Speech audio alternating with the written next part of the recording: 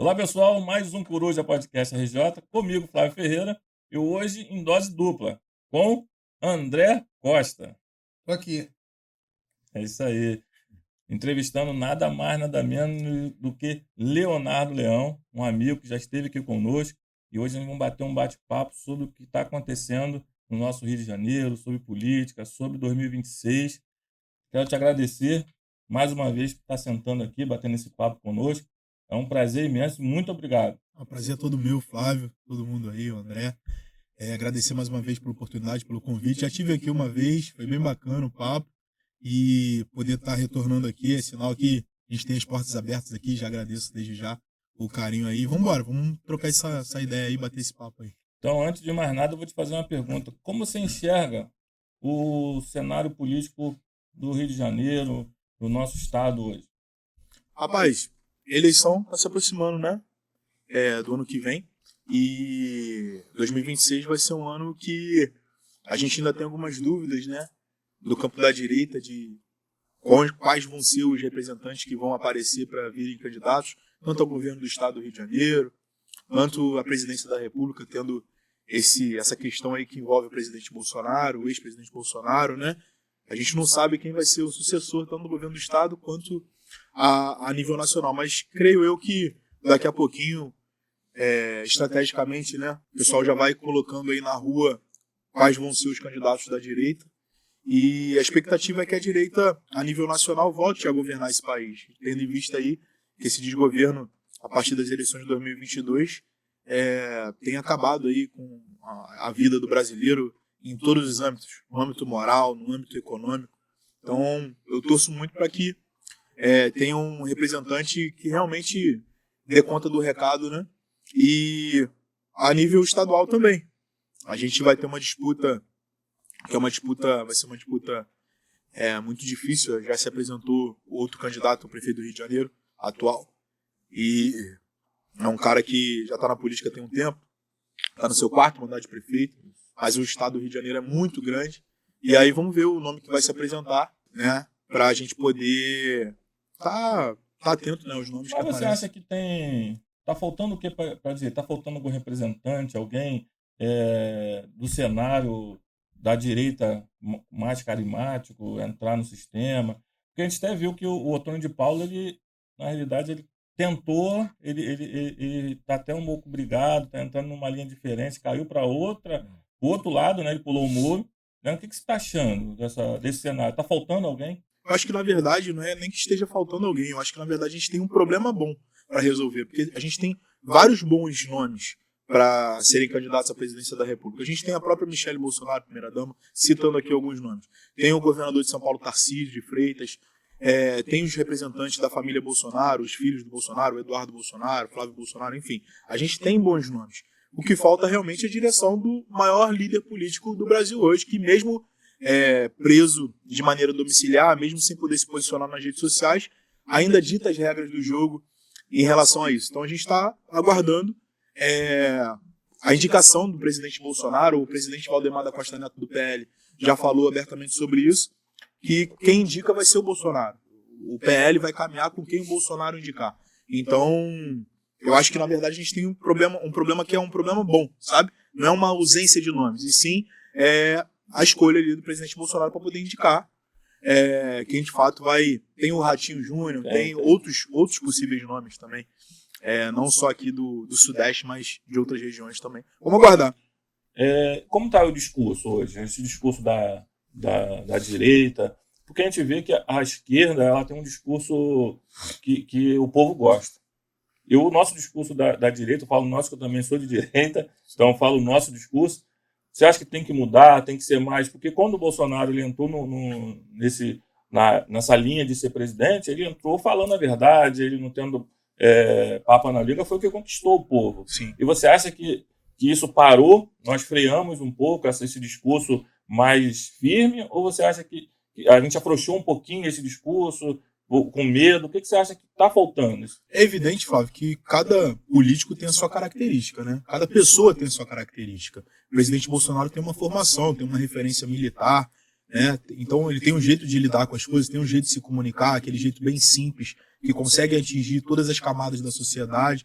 E a gente também, por exemplo, tem o governador Tarcísio, de São Paulo, que é um cara muito técnico, mais estudado, e consegue ter uma habilidade para poder se comunicar também, mas é diferente do presidente Bolsonaro. Então a gente não pode ficar aguardando um novo Bolsonaro, um Bolsonaro 2.0. E o Bolsonaro, você gosta ou não gosta, o Bolsonaro as pessoas têm que entender que é um fenômeno. É um fenômeno no campo da comunicação. Você vê aí os níveis que ele atingiu em relação às redes sociais dele, as lives que ele fazia, enfim. É um fenômeno de comunicação, consegue adentrar tanto no público mais velho quanto no público mais novo. Mas a gente não pode ficar refém disso, a gente tem que dar seguimento a isso. Tem que usar o presidente Bolsonaro como realmente um cartão de visita, que abriu as portas da direita aqui para o Brasil, para a gente se atentar o que é a direita, o que era o PSDB lá, que era aquela briga da uma falsa direita, né? Daquela jogo das tesouras ali, né? Que o pessoal fazia e achava que a oposição ao PT eram os tucanos, e não. Quando o presidente Bolsonaro chegou, ele mostrou isso, o que era realmente ser de direita. Agora, o que precisa dar é seguimento. Mas a gente não pode cair nessa armadilha de achar que vai haver um novo Bolsonaro. Não, o Bolsonaro é único. Não, ele é a único. Gente precisa de representantes, lógico, que lutem pelas pautas da direita, do conservadorismo, mas que cada um tem a sua característica, cada um tem a sua habilidade particular. Mas assim, Léo, eu acho assim, que a eleição para presidente é muito importante, lógico e evidente, que nós vamos escolher quem vai comandar o nosso país. Mas você não acha que o Senado é que realmente vai fazer a diferença agora em 2026? A escolha para o Senado seria tão importante ou talvez até mais importante diante dessa insegurança jurídica que o nosso país está enfrentando aí, essas guerras jurídicas, esse juridiquês aí que agora virou moda. Virou moda agora. Entendeu? Todo mundo acha que entende de justiça, e a gente vê a justiça se metendo na política, a política se metendo na justiça, e a gente não sabe mais quem é quem nessa brincadeira. E quem é responsável por esse equilíbrio aí da balança seria o Senado, né? Sim, com certeza. Eu acho que a eleição do Senado é importante, vide alguns nomes que a direita apoiou nas últimas eleições e acabaram traindo o campo da direita, né? Quando a gente precisou ali que fossem pulso firme ali, defendendo as ideias da direita, realmente foram frouxos. Posso dar alguns exemplos aqui. Por exemplo, a gente tem o Cleitinho, que é senador, apoiado pelo presidente Bolsonaro, já falou que vai aguardar aí quem o Bolsonaro vai indicar, que não necessariamente vai apoiar quem o Bolsonaro estiver indicando, vai avaliar. Isso, para o meu modo de pensar, seria uma traição política, assim como já aconteceu de outros políticos que foram levantados pelo presidente Bolsonaro, como Alexandre Frota, como a Joyce Hasselman, enfim. Aqui no Rio de Janeiro a gente também tem um senador que a gente precisou em alguns momentos e lavou as mãos. Tem, por exemplo, a Soraya Tronic, que foi candidata à presidência da República também em 2022, com o presidente Bolsonaro. Surfou naquela onda, né? Surfou na onda do 17, no nome do presidente Bolsonaro, e depois virou as costas porque pediu um monte de cargo lá. O Bolsonaro mostrou isso no debate da Globo, pediu um monte de cargo e não foi atendido, porque não tinha esse tipo de política, e depois virou as costas do presidente Bolsonaro. Então, lógico que a eleição do Senado é muito importante, porque é um órgão que tenta, a gente sabe que fiscalizar o fiscalizador é complicado no Brasil, né? É verdade. Mas o Senado é uma instituição, um órgão, né, que tenta em algum momento frear as arbitrariedades do Supremo Tribunal Federal. Então a gente precisa realmente ter pessoas ali que vão estar alinhadas com a pauta da direita e não só aproveitar, né, as ondas aí bolsonaristas, as ondas da direita para poder se elegerem. Com certeza. E o que você acha do papel da juventude? Você que é da presidente do PL Jovem do Estado, né? Do município, no caso, do município. Qual é a ideia do jovem? O que você está achando desses jovens hoje? O que você está fazendo hoje no trâmite da juventude na eleição do ano que vem? A primeira coisa é a gente atentar o jovem para a política. Muitos jovens acordaram a partir do Bolsonaro em 2018. Né? Muitos jovens, não só jovens, mas uma gama de jovens se levantou. Há exemplo também do Nicolas Ferreira, lá em Minas Gerais. Acaba sendo uma referência muito grande para quem gosta de política, quem gosta de exercer a política. E eu acho que os jovens, primeiro de tudo, a gente fazer política de base, poder mostrar qual é a função do deputado estadual, qual é a função do vereador, a função do deputado federal, do senador, como você citou, do presidente da República, do governador do estado.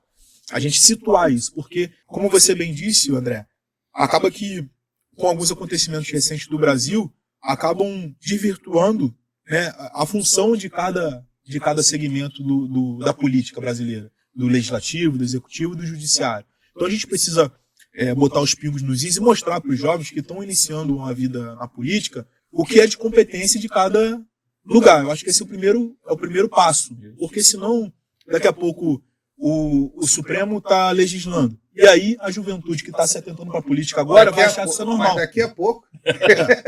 Para não falar, né? Mas daqui a pouco. A gente não pode normalizar essas ações. Porque eu acho que é uma tentativa também do Supremo e de pouco em pouco, sabe? E escalando as ofensivas deles. Então, acho que o primeiro passo é a gente situar o jovem o que é de responsabilidade de cada segmento da política. E isso, no caso, é educação, né? Exato. E a gente entende que a direita sequestrou, com essa política dele de pátria educadora, sequestrou a educação no Brasil. A esquerda. A esquerda. E a direita, de certa forma, não sei se por não querer uma guerra, se omitiu e agora está correndo atrás do prejuízo. Mas ainda há tempo. Sim. Porque se, através da educação, cada um entender a competência de cada setor, ele vai aprender a votar. Exatamente. Porque é isso que eles querem. Eles não querem que as pessoas tenham esse conhecimento, tenham essa noção, aí vota porque acha bonito. Mas já foi comprovado que a galera que tem menos instruções, menos escolaridade, vota no PT. O próprio Lula falou isso em alguns eventos internos do partido. Porque o pobre, quando ele se desenvolve um pouquinho, ele deixa de votar no PT. Ou seja, o que ele fala é que comprova aquilo que a gente vem falando há bastante tempo, que o que o PT gosta, e a esquerda como um todo, é de manter o pobre na pobreza. E fora as políticas públicas, né? Agora com esse programa que eles fizeram aí agora, tal do pé de meia, né? Sim. Quem vai querer perder isso aí? É uma tentativa ali é um projeto de se perpetuar no poder, né? Tá usando a máquina pública, na minha visão. Sim. Tá usando a máquina pública para disseminar aquilo que eles querem como verdade. E não traz aquilo que deveria trazer como benefício, que é instruir verdadeiramente o jovem, ele mostrar para ele a importância que é saber votar certo, porque não é o mais bonito ou o mais feio, é o que vai ser o melhor para o país. As pessoas precisam se desenvolver, as pessoas não podem ficar reféns do Estado. Então, eu acredito que as pessoas precisam de mais oportunidade, mais capacitação. É isso que eu tento desenvolver nas políticas públicas aqui do município em relação à juventude. As pessoas não podem ficar reféns, sabe, de um auxílio ali. Lógico que no Brasil a gente não pode ser demagogo e nem hipócrita, que tem pessoas que precisam, de fato, dos auxílios, precisam para sobreviver, para poder comer. Agora, quer ter dignidade, é arrumar um emprego para essa pessoa, é desenvolver essa pessoa e não ficar ali sendo limitada, sabe, sendo ali refém do governo com esses auxílios. A gente tem um exemplo claro aqui, a cidade de Maricá, aqui do lado, que é uma cidade milionária, bilionária, né? Nem milionária, referente ao recebimento de royalties de petróleo, e ali você tem uma série de auxílios.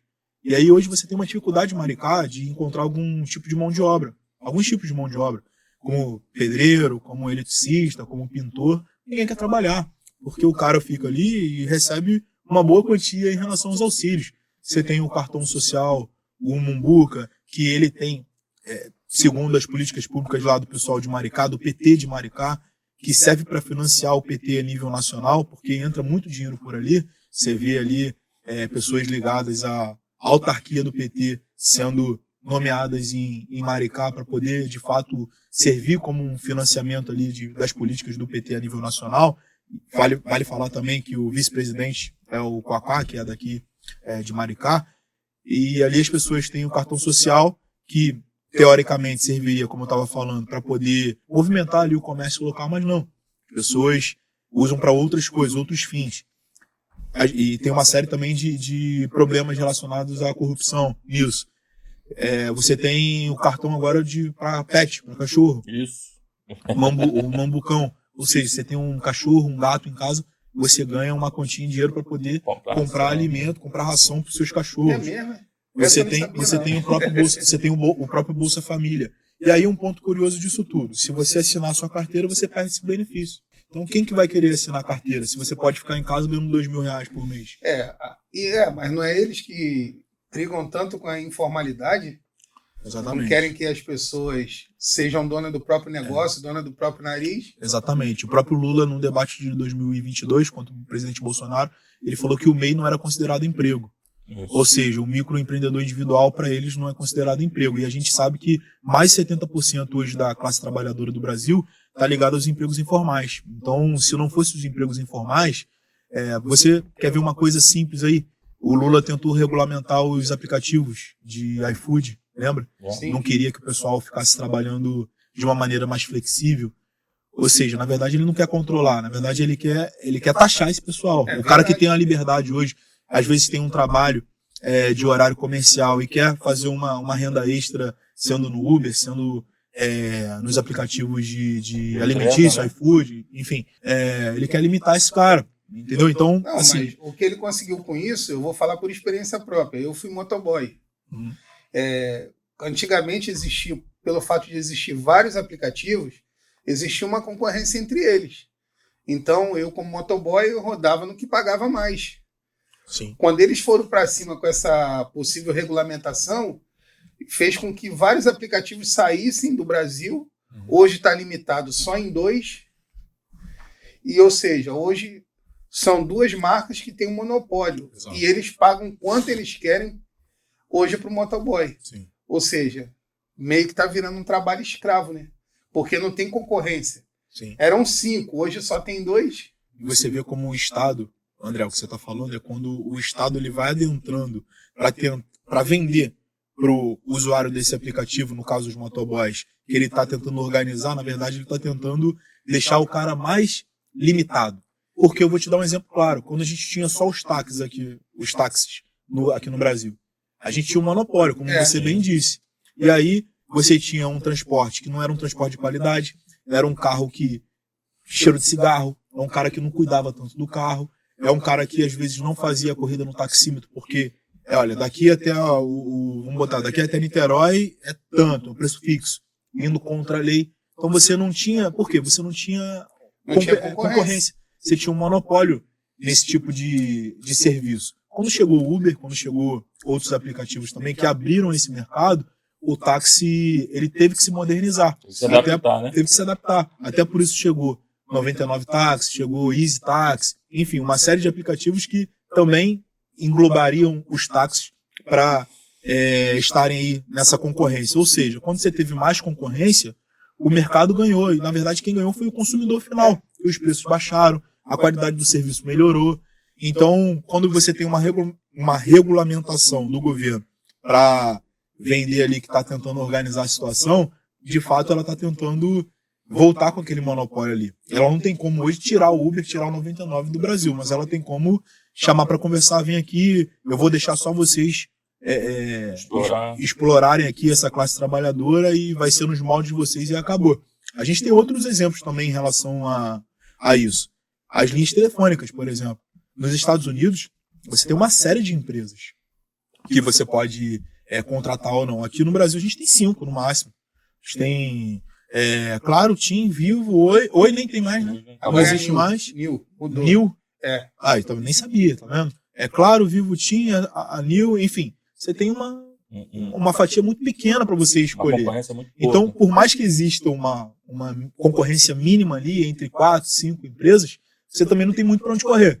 Ou é isso, ou você não vai usar nada. Nos Estados Unidos, por exemplo, você tem centenas de empresas telefônicas. Isso, mas voltando no assunto que você falou, você está falando sobre carteira assinada, que a gente tivemos aqui com o Felipe do Aposentado, e a gente sabe que hoje, no caso, o INSS passou por aquela dificuldade, né? Aquele roubo imenso, e a carteira assinada que paga. Cada um que tem carteira assinada que tira uma parte que vai juntar para pagar um aposentado. E hoje, devido à falta de carteira assinada, está acabando o dinheiro, além de estar sendo roubado, né, por essa tropa de bandidos, está acabando a forma de pagar. Daqui a pouco pelo levantamento, a gente já não vai ter como pagar os aposentados. Está falindo. Já não tem como. E com essas políticas de Bolsa Família, política disso, o cara não quer mais assinar carteira. Então já não está contribuindo mais com o INSS. Como você vê isso no futuro? Isso já está gerando um problema muito grande, porque na Europa, por exemplo, isso já aconteceu. Por exemplo, em Portugal, de uma população estar envelhecida, você diminuiu um pouco a taxa de natalidade, e aí você tem poucas pessoas trabalhando e contribuindo para a aposentadoria, para o INSS, no caso, para a Previdência Social. E a gente sabe que a Previdência é uma pirâmide. Você contribui, André, Flávio, quem está assistindo a gente, as pessoas que contribuem não contribuem para elas mesmas no futuro poderem receber aquilo. Contribui para pagar quem está aposentado. Exatamente. Então, assim, é uma pirâmide legalizada. E aí, quando você tem um problema como esse, e você ainda tem roubo, ou seja, diante dos olhos do governo federal, eles estão assaltando os idosos, os velhinhos que tanto trabalharam, e estão aí há 35, 40 anos sendo descontados das suas horas trabalhadas para poder terem uma aposentadoria digna agora. Muitos deles precisam desse dinheiro para poder custear suas despesas ali fixas, como até ter um plano de saúde, enfim, até na questão da moradia. Essas pessoas trabalharam essa etapa toda aí, a vida inteira, para poder terem uma melhor idade tranquila. E é o contrário que esse governo está fazendo.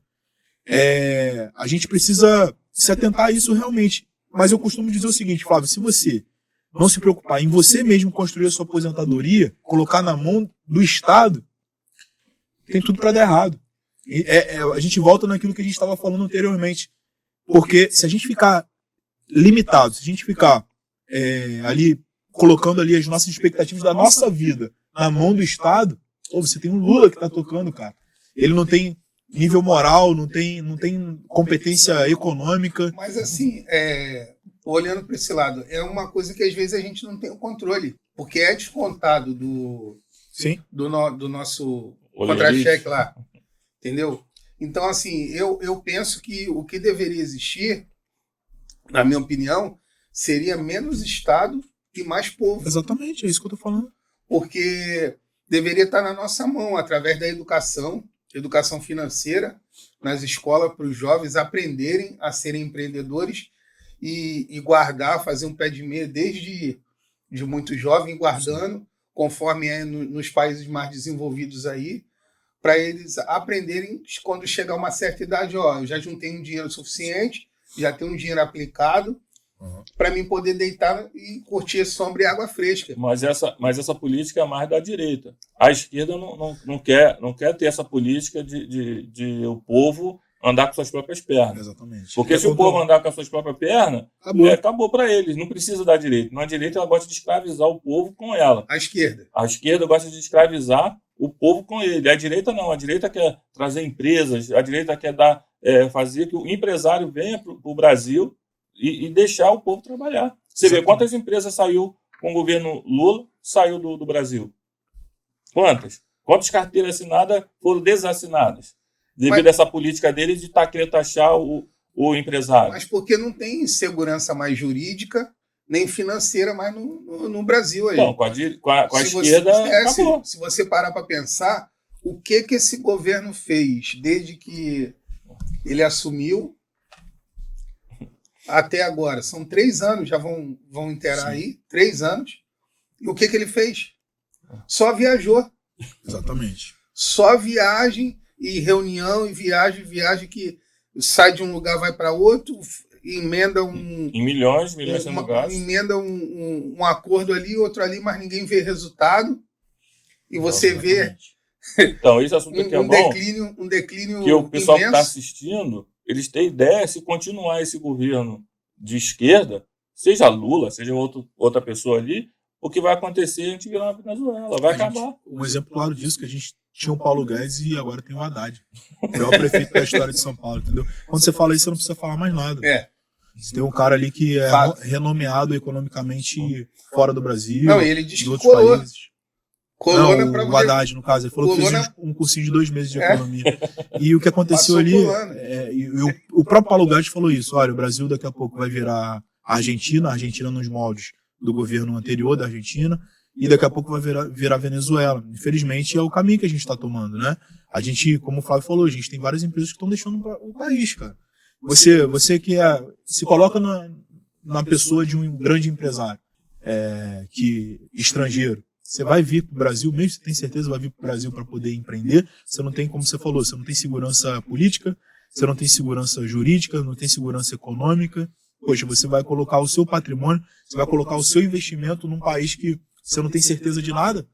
Infelizmente, quem sofre com isso vai ser o trabalhador, porque cada vez mais o índice de desemprego vai aumentando, cada vez mais o pobre vem sofrendo com os aumentos e as taxações também que o governo vai implicando. E aí a gente tem um caso aí do INSS, do roubo, né, do rombo do INSS dos aposentados do Brasil, que não foi solucionado ainda. Não. Ninguém fala de nada. E ninguém foi preso ainda. Né? Inclusive, o ministro, até então, na época da Previdência, o Carlos Lupe, cadê ele? Sumiu. E ninguém foi preso. Ninguém foi preso. Cadê a questão lá do irmão gente, do Lula? A galera é convocada para prestar depoimento. Chega uma blindagem do STF. O irmão do Lula foi convidado. Exatamente. O Frei Gilson, né? Chico. O careca. Eu posso falar que eu sou careca, eu posso falar, chamar de careca. O cara foi convocado e acho que foi o ministro Gilmar deu um habeas corpus para ele permanecer em silêncio, para ele não ser obrigado a responder. Exatamente. Agora, não estou dizendo que o ministro tem alguma coisa a ver com a história, pelo amor de Deus. Não estou dizendo isso. Longe de mim. Mas assim, é estranho, esses caras estão sendo blindados e pelo que eu estou vendo, isso aí não vai chegar a lugar nenhum. E o prejuízo já foi feito. E era a última coisa que faltava, porque se a gente pegar as estatais, todas elas, a única que eles ainda não tinham metido a colher lá, pelo menos visivelmente, foi o INSS, porque o BNDES foi, a Petrobras foi, isso aí. Os Correios foi. Não, o Correio é uma vergonha. Não, entendeu? Tudo que eles puderem fazer para poder prejudicar aí de alguma forma. E agora o INSS, né? Poder taxar de alguma forma o pessoal. Cara, pensa no seguinte, o raciocínio do governo federal é muito simples. Você está se dando bem em alguma coisa, ele vai te taxar. Eles queriam taxar, inclusive, os youtubers. Se você pega o Coruja Podcast, daqui a pouco, caraca, os caras estão ganhando dinheiro com isso aqui, através de AdSense, de YouTube, do Google e tal. Eles vão tomar uma fatia do seu dinheiro. Não tem jeito. Tudo que pinta de novo vai pintar para prejudicar o trabalhador. E é isso que eles fazem, cara. Teve o mercado, vamos voltar lá atrás, desde o início do governo, como você falou, o mercado da China. Você que, poxa, compra ali uma capinha de celular para poder... Você tem uma banquinha ali de película, de celular, enfim. Tá prejudicando esse trabalhador. Você que comprava na Shein, na Shopee, você tá prejudicando esse trabalhador. Você que precisa de os combustíveis para poder, né, desempenhar o seu trabalho, seja até nos transportes por aplicativo, vai estar prejudicando. Gás de cozinha vai estar prejudicando, enfim. Aí o INSS é o cúmulo. Mas infelizmente, cara, a gente precisa politizar mais a nossa população, sabe? Eu acho que as pessoas têm acordado. A gente tem alguns números que a gente pode colocar, se a gente entrar daqui a pouco na pauta da segurança pública. Vai entrar a próxima. A gente tem grandes números que indicam que as pessoas estão acordando, sabe? E aí, só que isso tem que refletir no voto. Não adianta você sofrer, chegar no voto e cometer esse mesmo voto. E também passa por outra coisa. Você né? é aquela mulher de bandido, né? Apanha, mas não larga o cara. Mulher de malandro, E aquilo. A gente precisa ter certeza que as eleições são eleições 100% confiáveis, né?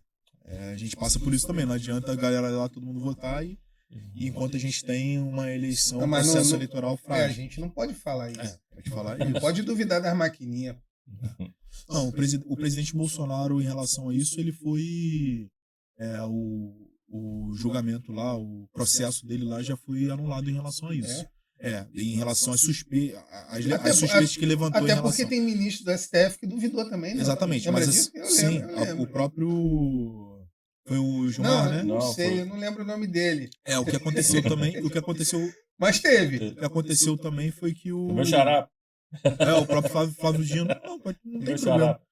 O próprio Flávio Dino também falou. Enfim, vários políticos falaram sobre isso. E você acha que essa eleição 2026 a gente vai conseguir botar a impressora? Eu acho que não. o voto voto impresso? impresso? Não. Não, Consegue, não? não tem tempo hábil também. Não, Não, tem nunca tempo. vai ter tempo hábil. Nesse Nunca governo, vai ter tempo hábil. Isso, na verdade, até tinha sido aprovado lá atrás. O presidente foi um projeto de lei do Bolsonaro enquanto deputado federal. Mas eles não é de interesse deles. Não dá tempo. Existe hoje, Flávio, por isso que é importante o canal aqui, o Coruja Podcast, e esse bate-papo aí. Porque existe hoje, cara, um problema em relação à comunicação. Que o pessoal fala, pô, vai ter voto impresso? Vai facilitar a venda do voto, que o cara vai lá comprovar o voto. Não tem nada a ver. Seria uma urna em paralelo com a urna eletrônica, que seria uma urna de papel. Assim que você vota na urna eletrônica, cai o papel, um comprovante dentro da urna. Você não tem acesso Mas ao você papel. consegue, antes de cair, você olha pra ver se tá certinho. Você não tem acesso ao papel, entendeu? Você não teria acesso ao papel. Não, Mas enfim. de maneira nenhuma. Enfim, a gente precisa ter fé, cara. Senão, se a gente não tiver fé, o que eles fazem é isso. A tentativa maior deles é essa. Desestimular as pessoas que pensam em relação a... que tem um pensamento mais alinhado com a direita, entendeu? Então, se a gente abandonar o barco, já era. Aí que é tudo que eles queriam, entendeu? É verdade. Aproveitando que você falou sobre segurança pública, o que você acha dessa operação que teve agora no Rio? Teve essa 100 e poucos mortos. Sim. O que você achou dessa operação? Olha, Flávio, eu não sou especialista em segurança pública, igual aquela especialista lá de óculos invertido, de cabelo vermelho que falou. Mas a gente, enquanto cidadão, a gente pode dar a nossa opinião, né? Eu acho que essa operação, a Operação Contenção, o nome dela já diz. Porque o crime organizado, ele foi avançando nos últimos anos, decorrente à DPF 635. Então, quando você não apara ali aquela grama, aquele mato ali que vai crescendo, você precisa depois ter um trabalho maior para poder aparar aquilo ali. Porque senão, se você vai aparando toda semana ou todo mês, você consegue manter ali minimamente aquele mato baixo. Só que, fazendo essa analogia, o mato hoje em relação ao crime organizado no estado do Rio de Janeiro estava passando da nossa cabeça. Então, automaticamente, quando você vai fazer uma operação como essa, que foi uma mega operação, uma integração da Polícia Civil, com a Polícia Militar, com o BOP, com o Choque, enfim, várias forças de segurança do Estado, e mais um ano de preparo, de estudo para essa operação realmente sair do papel, inevitavelmente você tem reflexos na sociedade, como o número de prisões, o número de pessoas que foram neutralizados, né? De armamento que foi apreendido, porque a gente tem essa questão da DPF 635. E aí a gente volta na questão do ministro do Supremo Tribunal Federal, o careca igual o Flávio, que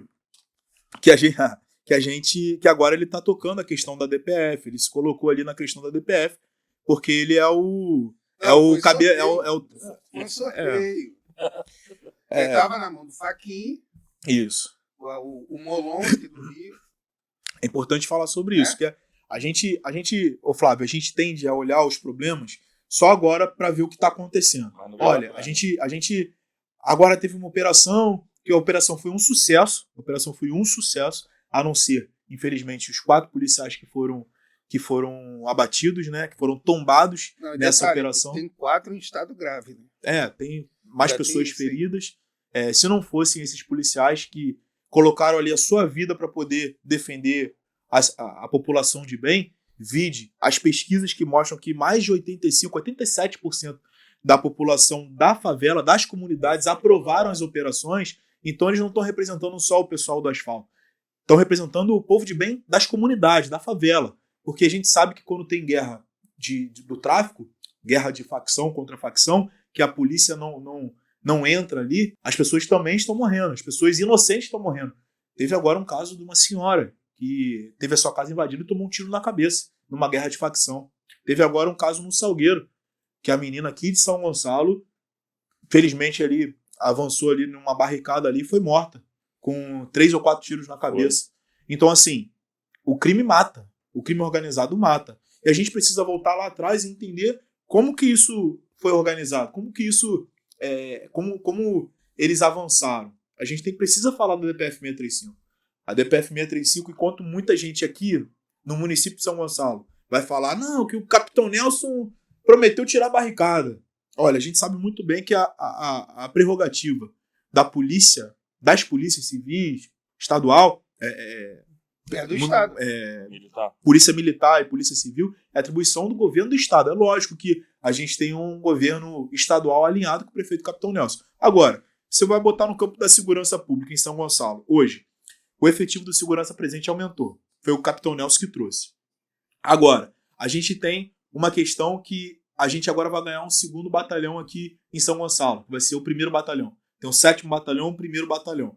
Automaticamente vai aumentar o contingenciamento de policiais aqui na cidade. A gente tem centro de monitoramento de reconhecimento facial de pessoas que estão sendo presas nas madrugadas aí, roubando fio, fazendo pequenos furtos, enfim. Lojas invadindo, sendo arrombadas, enfim. Pessoas até que estão sendo pedestres, né, que estão sendo vítimas ali de assalto, estão sendo identificados e presos em flagrante, inclusive. Então, tem a questão também que a gente precisa falar da iluminação pública, que a iluminação pública está alinhada à segurança pública. Quando a gente tem hoje a iluminação de LED, que chegou a quase já 90% da cidade de São Gonçalo, trocando ali aquela iluminação pelaquela lâmpada antiga, aquela lâmpada de sódio, agora para a lâmpada de LED, que dá muito mais visibilidade, muito mais sensação de segurança, você também contribui para abaixar a questão dos crimes aqui, do índice de violência e também dos pequenos roubos e pequenos furtos. Então a gente precisa falar disso. Agora, quando a gente fala da barricada na cidade de São Gonçalo, que elas realmente avançaram, eu moro mesmo próximo à região que tem barricadas. A barricada era num ponto específico da comunidade, ela está avançando, chegando no asfalto. E a gente tem uma pesquisa da Universidade Federal Fluminense que mostra que hoje, no estado do Rio de Janeiro, mais de 4 milhões de pessoas vivem atrás das barricadas. 4 milhões e 400 mil, para ser mais exato. Ou seja, são pessoas que estão perdendo a sua dignidade, são pessoas que estão tendo o seu imóvel depreciado, desvalorizado, por conta de agora se encontrar atrás de uma barricada. São pessoas que, se passarem mal, o SAMU não consegue chegar. Se a casa pegar fogo, o bombeiro não consegue chegar. Se você faz uma compra no Mercado Livre, enfim, o correio não consegue chegar.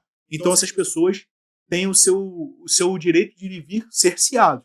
São essas pessoas que aprovam as operações, a mega operação. Por isso que tem mais de 87% das pessoas que moram nas comunidades e atrás das barricadas que aprovam esse tipo de operação. E aí, quando a gente tem o crime organizado avançando, a gente lembra da DPF 635, a DPF das favelas, que foi proposta pelo PSB, o partido do Molon, que foi deputado federal e vai vir candidato a Senado, agora nas próximas eleições do ano que vem.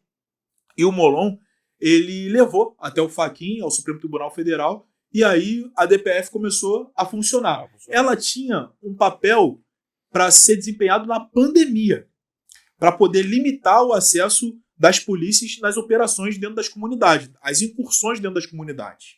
E aí a gente volta naquela questão que eu estava falando.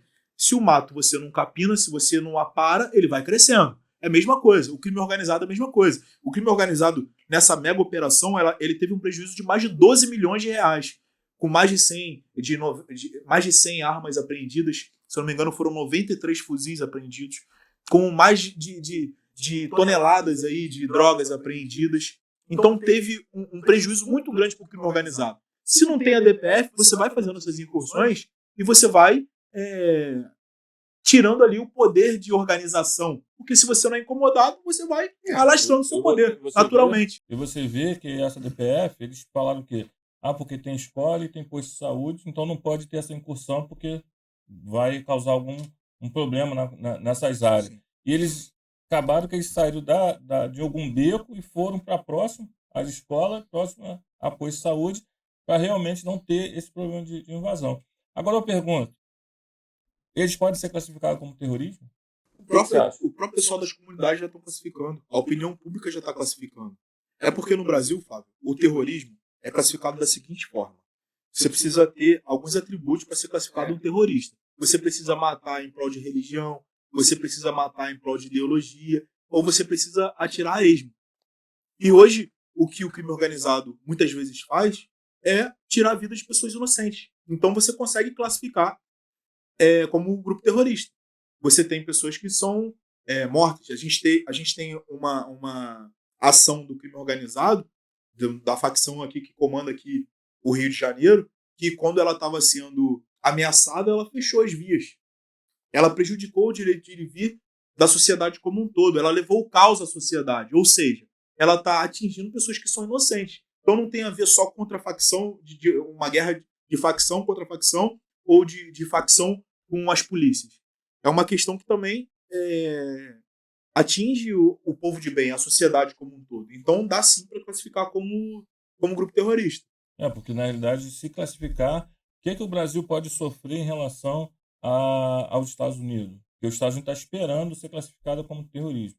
O que isso pode afetar nós do Brasil? A gente teve a entrevista do governador Cláudio Castro, que ele mostrou que ele pediu às forças militares a nível federal a questão da GLO, a garantia da lei e da ordem. Isso já aconteceu diversas vezes. A gente pode lembrar aqui num passado não tão longe, nas Olimpíadas, por exemplo. A gente teve intervenções federais ali que foram comandadas, inclusive, ao então candidato a vice-presidente do Bolsonaro, que foi o general... Mourão. Não foi o Mourão, não. Foi o de 2022. Braga Neto. Braga Neto, exato. O Braga Neto que foi preso, né? Tá preso. Aí se falar dessa GLO, se bota como que o Rio de Janeiro é incompetente, né? Está sem força para poder exercer a função de segurança e está pedindo ajuda, né? Exato. Você pode fazer isso. Vamos botar assim, para o nosso governo do Estado, isso é ruim. Porque não fez nenhuma operação, não fizeram nada ainda para poder... Como vai falar que a gente já não pode mais fazer, que a gente já somos incompetentes nessa área? O que eles estão falando é que seria inconstitucional, é isso? É uma possível GLO. Mas deixa eu te falar uma coisa. A garantia da lei e da ordem e as forças militares, as forças armadas, elas estão para ajudar a população e os governos como um todo quando você não consegue mais solucionar aquele problema. Vou te dar um exemplo. Se você tem uma epidemia, uma pandemia como a gente teve, a gente precisa vacinar a população em massa. Você recorre às Forças Armadas. As Forças Armadas é uma instância ali que, quando você não tem como resolver o problema, você pede uma ajuda. Em relação à Olimpíada, foi a mesma coisa. Em relação ao G20, agora, recentemente, que o Brasil sediou o G20, foi sede do G20, a gente teve também as Forças Armadas atuando para garantir. Por quê? Seria um baque muito grande a nível mundial a gente ter problemas aqui com representantes de outros países. Aí fica feio pro Brasil. Mas aí pode, né? Aí pode, exatamente. Aí pode. Agora, para mandar os blindados igual o governador pediu, não pôde. Houve uma negativa, na realidade. Exatamente. Foram três pedidos referentes a... Tanto que, quando o Lewandowski falou na entrevista coletiva ali, ele teve dificuldade, porque tinha o rapaz da Polícia Federal, o superintendente, ele calou a boca a verdade é essa, ele calou a boca do rapaz da Polícia Federal para poder tomar a frente ali naquela situação, porque o governador Cláudio Castro provou e pediu às forças de segurança de nível nacional, a Polícia Federal, as Forças Armadas, pediu suporte. A gente tem um exemplo aqui muito claro.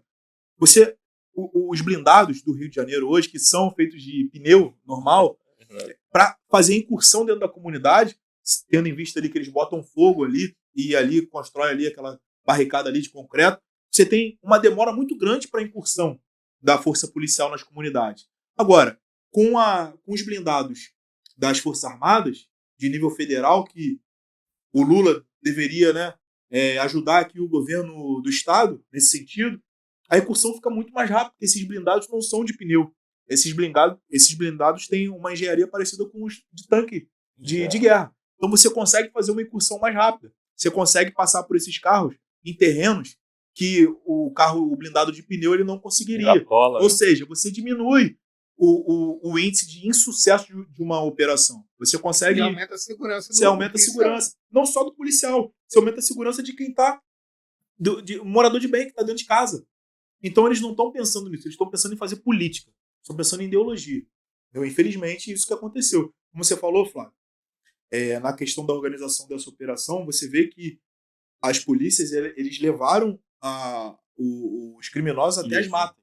E construiu um muro ali até as matas, justamente para poder afastar ali o risco da população, exato, dos inocentes. Então você vê que nenhum inocente foi alvejado. Nem Não, na verdade, alguns inocentes até chegaram a ser alvejados, sim. Teve uma senhora, acho que dentro de uma academia, Sim. que recebeu um tiro. Teve um motoboy, acho que teve um tiro no pé. Motoboy. Mas nenhum inocente foi morto. Ratificando aqui. Só que todos os mortos, todos os neutralizados nessa operação foram identificados. A gente tiveram pessoas aqui que foram mortos de outros estados, criminosos poderosíssimos de outros estados que estavam aqui. A gente teve, recentemente, pessoas que conseguiram fugir dessa operação, foram presos de outros estados também. Teve um rapaz preso de São Paulo e a Câmara de Inteligência Artificial de reconhecimento, né, facial conseguiu identificar e conseguiu prender. Enfim, a operação foi um sucesso. E todas as pesquisas mostram, depois das operações, a comunidade, o pessoal da comunidade, o cidadão de bem, que é na comunidade, o André, Flávio, mora gente boa, cara. Mora gente que não compactua com a questão do crime, não. Só que eles são extorquidos. Eles são obrigados a ficarem silenciosos. Tem uma pessoa que eu conheço que foi morta de Niterói, um colega, que tinha uma filha pequena. Não sei se vocês lembram desse caso, um fotógrafo. Ele tinha uma filha pequena e foi reclamar do barulho, que a filha era recém-nascida. Ele foi morto pelo crime organizado. Então, assim, essas pessoas ficam na parede. Vai fazer o quê? Vai brigar contra o crime organizado? Não tem como. Então, assim, quando tem uma operação que dá um recado, essas pessoas são favoráveis. E aí volta naquilo que a gente falou. As pessoas estão se libertando. As pessoas... a gente vive também numa guerra hoje informacional. Não é uma guerra apenas de facções, não é uma guerra só de armas, sabe? É uma guerra também de informação. Então, assim, eu acho que essa operação foi um sucesso. Eu acho que precisam ter outras operações. Não tem jeito. Eu não sou, como eu te falei, eu não sou especialista de segurança pública, eu não sou da área da segurança pública. O que eu tento fazer em relação à juventude é criar mais capacidade, mais oportunidade para tirar esses jovens da vida do crime, mostrar que essa vida ou você vai morrer ou você vai ser preso. E tem o seguinte também, o cara que vai por esse caminho, ele tem que saber, olha, você está indo por esse caminho, essa escolha que você tem, ou você vai ser preso ou você vai ser morto. Você vai viver uma vida ali que você acha que é uma vida de ostentação, aquela falsa ilusão ali, mas não tem jeito, só tem dois caminhos, ou é a morte, ou é o cemitério, ou é a prisão. Então o que eu tento fazer aqui em São Gonçalo é alertar os jovens em relação a isso, entendeu? Mas tudo na vida são escolhas. São escolhas. E teve uma mãe que fez uma reportagem, uma entrevista com a mãe, onde ela falou, eu agradeço os policiais por terem matado meu filho, porque infelizmente ele estava tirando vida de outras pessoas. Ele estava aterrorizando pessoas do bem. E por mais que eu falasse, por mais que eu tivesse feito de tudo para ele sair, ele não saiu. Exatamente. Então, se ele não fosse morto, neutralizado, infelizmente ele ia causar mal a muitas famílias. Imagina a dor do coração dessa mãe, né? Teve aquela jovem também enfermeira que perdeu os 2 irmãos, né? Sim, ela falou, olha, os irmãos foram por o caminho do crime e eu não, estou trabalhando. Assim, é muito complicado, né, Flávio? A gente se colocar na família dessas pessoas que perderam a vida, mas a gente tem que lembrar da família dos policiais que estavam ali exercendo a sua função, a sua vocação. Eu acho que muitos deixaram para os dois lados, em relação pensando em família. Porque eu creio que também não tem nenhum pai e mãe que cria um filho ou uma filha para levar para o lado errado, né? Isso. Mas vamos aproveitar, deixa eu fazer uma pergunta, que a gente é de São Gonçalo. Temos nosso prefeito que você falou aí, que nessa situação que houve aí, que foi fechado várias ruas, a galera foi para botar ônibus atravessado, e parece que o carro voltou, né? O carro da linguiça, né? Ele voltou com tudo, né? O capitão, ele foi para a rua, nosso prefeito, e estava botando ordem na rua. O que você acha? Fala um pouco dessa operação, dessa ação do prefeito aqui em São Gonçalo, ali em Santa Catarina. Na verdade, não foi nem que ele foi para a rua, ele já estava na rua. E aí, quando as coisas foram acontecendo ali de tentarem fechar as vias, ele pôde intervir, né? E é lógico que o prefeito, ele tem essa raiz, né? Tem no sangue dele a questão da segurança pública, é um policial militar, né? Da reserva. Mas eu acho que é isso. Quando o prefeito está na rua, a gente teve muitos prefeitos que se escondem, né? Em relação a isso e deixam que as coisas vão avançando, os problemas vão avançando. Quando você tem um prefeito que bota a cara mesmo pela população e ele é responsável de fato, porque eu acredito sim que a segurança pública, o prefeito pode ajudar, lógico que nem tudo ele vai conseguir resolver, mas pode ajudar, O que ele puder fazer, ele vai estar fazendo, vai estar na rua. Até porque, como eu falei, isso está no sangue dele, entendeu? Então a gente, enquanto população, a gente fica agradecido e tendo ali a ideia de que estamos sendo... o nosso voto valeu a pena, sabe? Tem um cara ali que está zelando pelo nosso direito de ir e vir. Imagina quantas pessoas tiveram problemas para chegar em casa a partir da operação e depois do reflexo a partir dos criminosos que mandaram fechar as vias principais, colocando ônibus, refletiu caminhões. no município todo, escolas fechadas. No estado todo, né? Falando aqui de São Gonçalo, eu tive que pegar minha filha mais cedo na escola, ligaram para mim, vem buscar, a gente vai fechar a escola mais cedo. Eu vou te dar, você está falando de um caso particular, né, seu. Nesse dia, eu estava com uns primos, cara, da Argentina. Eu tenho a minha avó, par de pai, ela era argentina. Eu tenho alguns familiares da Argentina. Eles estavam aqui no Rio de Janeiro. Na verdade, estavam aqui passando férias, né? E aí, a gente estava com eles. E aí, a gente tentou tranquilizar eles porque mostrar que era algo totalmente atípico do que estava acontecendo. E como é que você explica para um estrangeiro o que está acontecendo aqui? Né? O cara que... Estou falando que a Argentina é o melhor país do mundo para se viver, mas o Rio de Janeiro tem problemas sérios em relação à segurança pública, não é de hoje.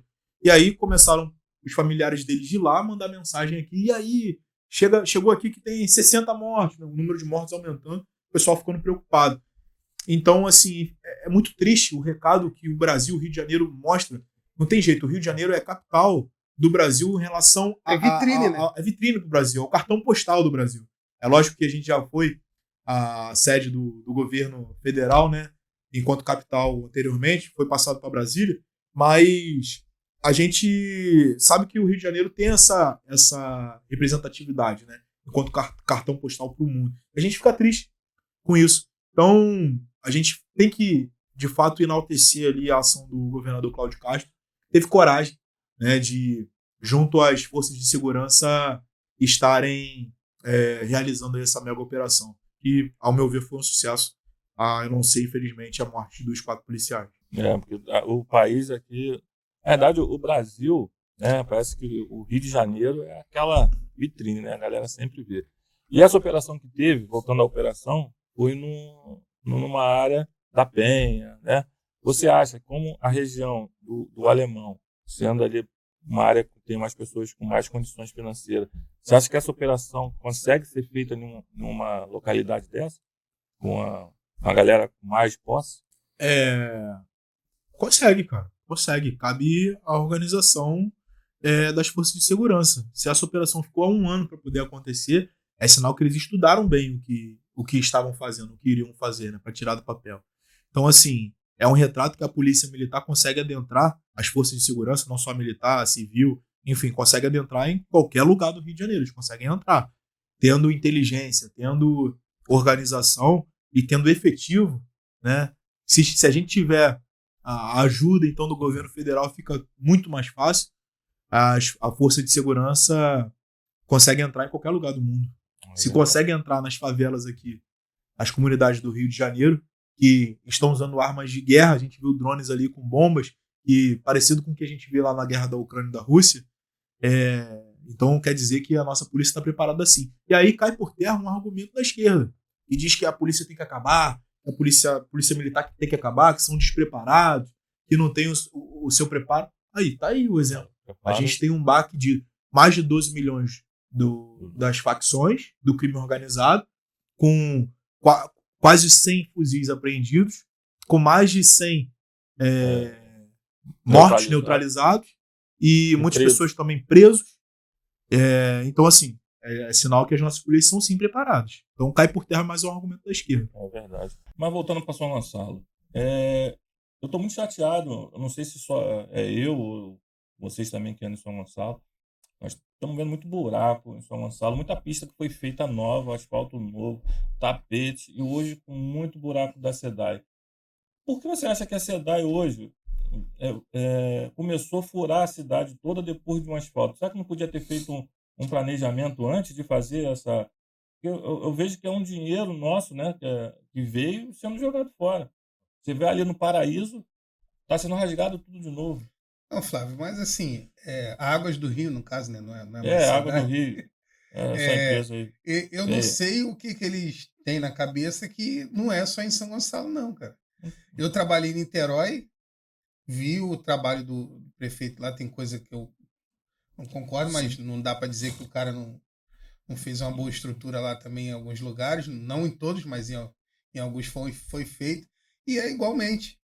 Parece que eles esperam a prefeitura vir consertar tudo, e o prazer que eles têm é Você pode falar estragar, desse planejamento aí, desse planejamento. Eu sei que é um político na cidade, você que é uma força política em São Gonçalo, você pode falar um pouco dessa Água do Rio que está fazendo em São Gonçalo? A Águas do Rio é uma concessão, né? Que ganhou o direito de poder administrar a questão do fornecimento de água aqui do nosso estado.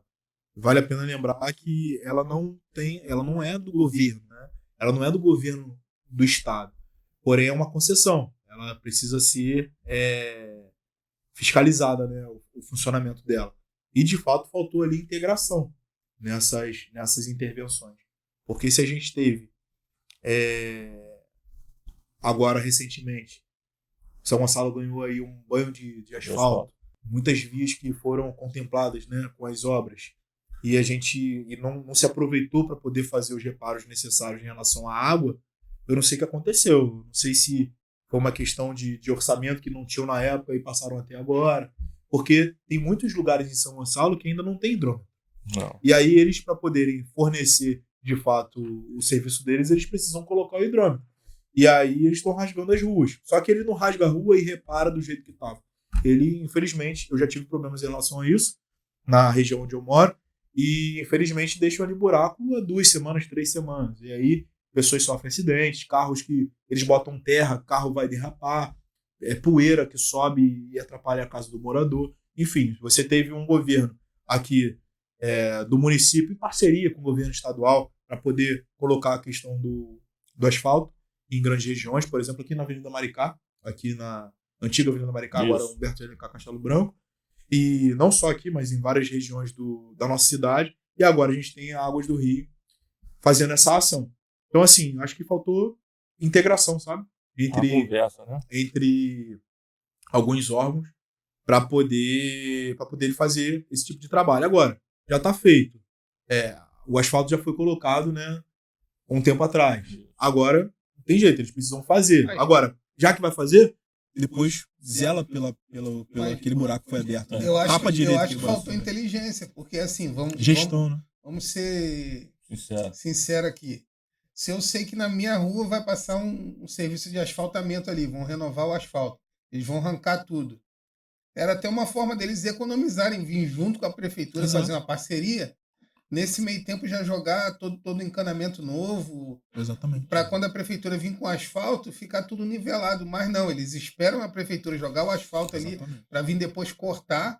E o negócio também não é só o buraco que eles deixam lá, demoram para tapar. É que quando tapa não fica na mesma qualidade e causa aquele desnível ali. Eu mesmo passei de moto. Oh, meu Deus, não me lembro o bairro agora.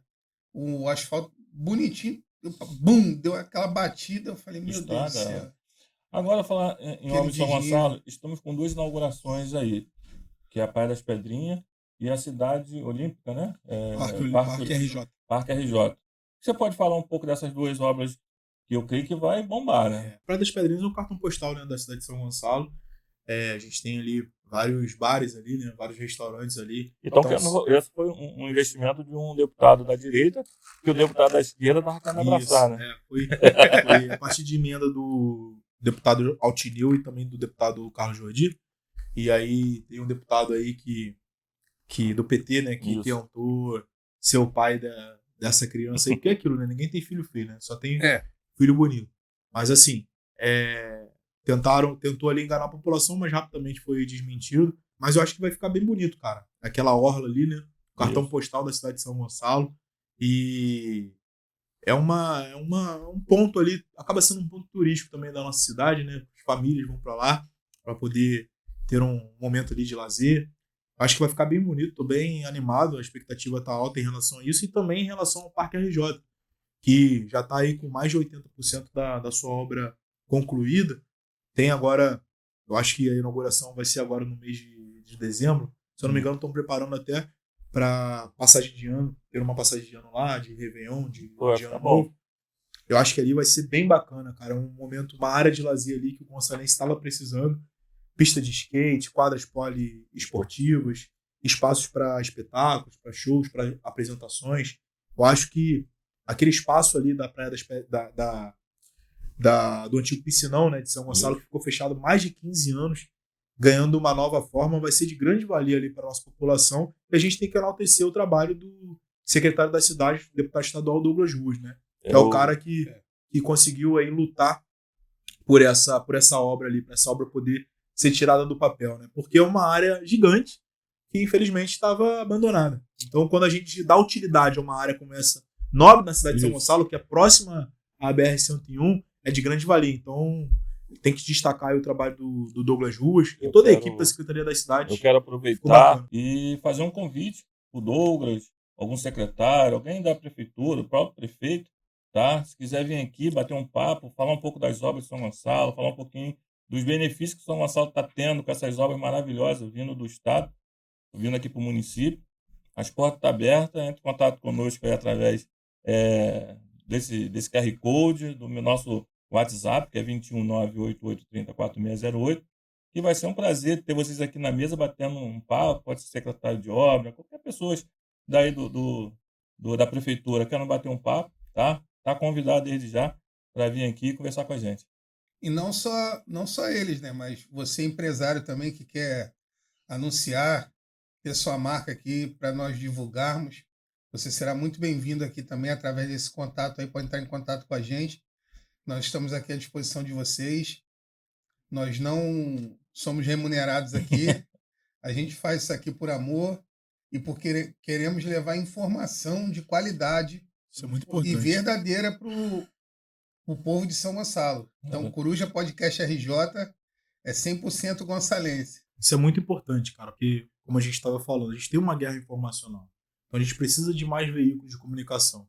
E aqui em São Gonçalo, a gente tem alguns assuntos, né, que são da nossa cidade e precisa ter espaço. Porque a população vai ver o Parque RJ que vai ser inaugurado, a população vai ver melhoria na Praia das Pedrinhas, mas precisa saber também quem está realizando essa obra. Isso. Qual é o gonçalense que está lutando para isso acontecer. E agora é o Douglas Ruas, é o deputado estadual, entendeu? Está como secretário da cidade. Então, esse canal aqui, esse veículo de comunicação ajuda a população a ter esse tipo de informação, a não jogar o voto fora nas eleições lá de 2026, do ano que vem, e votar, às vezes, num cara que nem da cidade que não conhece a realidade da nossa cidade. É bem bacana esse trabalho aqui, vocês estão de parabéns. Infelizmente, a gente vê que tem muito gonçalense, muito brasileiro, muitas pessoas em si que preferem ver comédia, preferem ver outro tipo de assunto, mas um assunto, às vezes, sério, um assunto de crescimento, eles acabam apertando o botãozinho e saindo do vídeo, porque é um assunto que não interessa,